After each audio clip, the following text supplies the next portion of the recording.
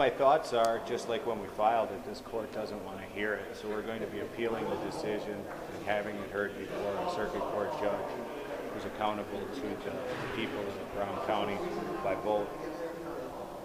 And they said that the phone calls have stopped anyway. Do you still want to move forward with everything?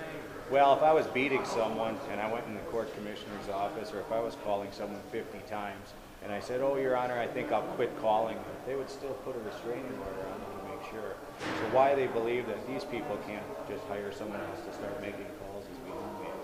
They claim this is just a stunt to hide possible illegitimate signatures. What's your reaction to that? Hogwash. I mean, the court didn't want to hear the case, but we're going to appeal it and we'll prove it for what it is. What's your understanding of the judge's reasoning for having it?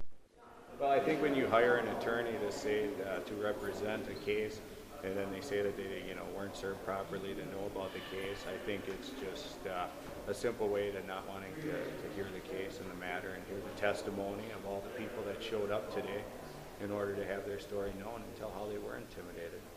So about the judge saying that the restraining order should be filed by individuals and not the Recall Hansen?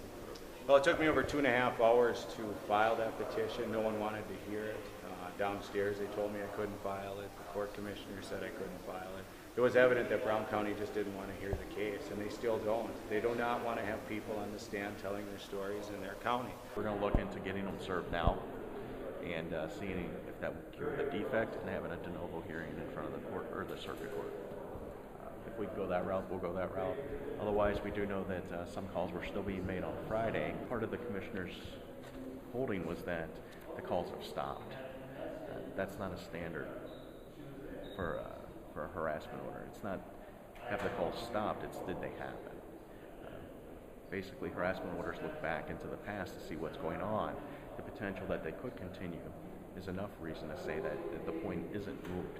We could have somebody call somebody's house 50 times, come into court, and then say, I don't need to do this anymore, I'm stopped, and there should be a harassment order. That's not the standard. The standard is, did it happen? It obviously did happen. We had numerous witnesses here today that were going to be testifying that they were being harassed, that they were being intimidated, and that it was quite clear that their phone numbers, and some of them were non-listed numbers, that they were found out and they were being targeted.